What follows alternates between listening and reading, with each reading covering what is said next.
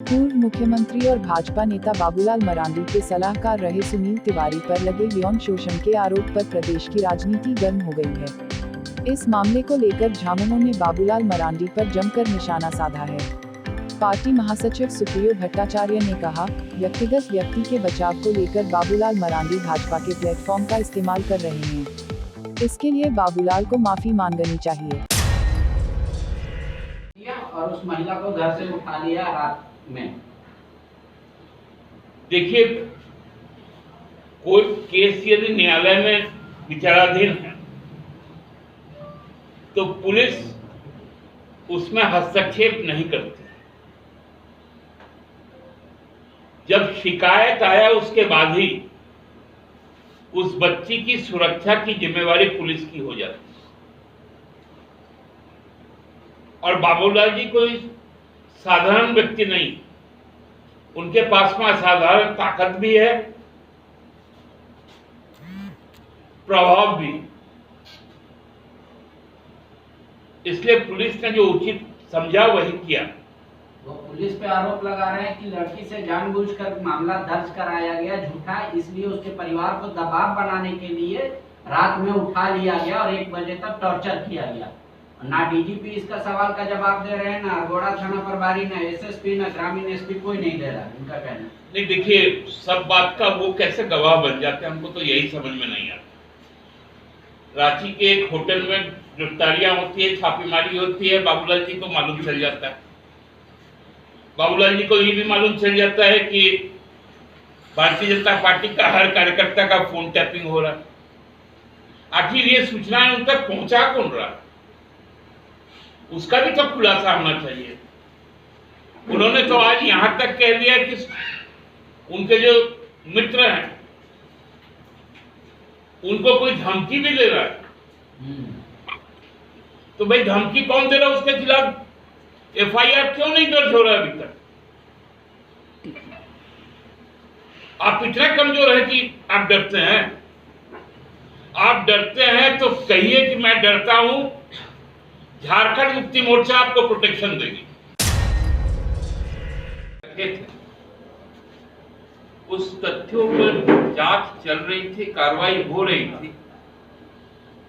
अचानक से बाबूलाल मरांडी जी उसके वकील बन बैठे,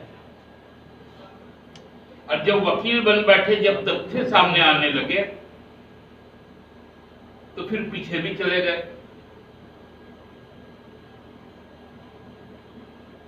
आज भी उनका एक बयान सार्वजनिक रूप से जारी हुआ है। इसके पूर्व कल भी उन्होंने एक बयान दिया था विभिन्न समाचार पत्रों में।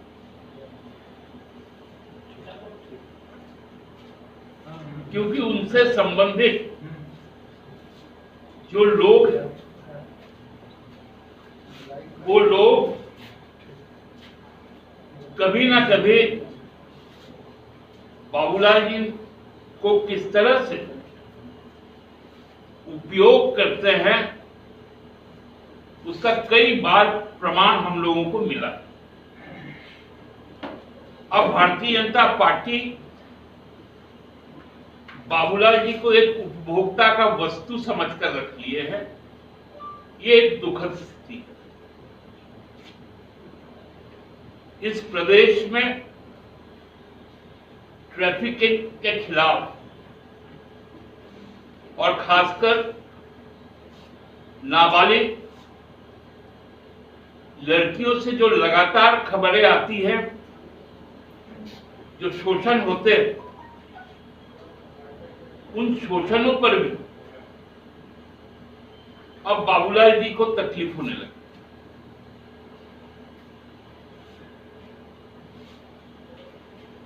हम लोगों ने सत्ता में आने के बाद कोरोना काल में बहुत बड़ी संख्या में यहां की बेटियों का रेस्क्यू करने का काम किया, चाहे वो तमिलनाडु से हो, दिल्ली से हो, हरियाणा से हो, हिमाचल से हो। कई रेलवे स्टेशनों पर अभियान चलाए गए। सलाहकार भी, और उनके बचाव में बाबूलाल जी आ जाते हैं। जो पार्टी का सदस्य तक नहीं होगा, पार्टी का झंडा पीछे लिए बाबूलाल जी उस पर बयान देते हैं। अपने व्यक्तिगत कर्मचारी के बारे में पार्टी का प्लेटफॉर्म का यूज करना, हमको लगता है कि भारतीय जनता पार्टी को भी शर्मसार करता है। पिछले दिनों हम लोगों ने देखा था, पुलिस के द्वारा जो फुटेज लिए गए थे, जो फ्लाइट्स के डिटेल्स आए थे, वो जब आप मित्रों ने जब बाबूलाल जी से पूछा तो फिर वो बोलना बंद कर दिया। तो आप अचानक इस तरह से अनर्गल बात कीजिएगा और कैसा कैसा ताना बाना बुनते हैं। हमको लगता है कि अब लोग उन पर, उनके गंभीरता पर सवाल उठाने लगे।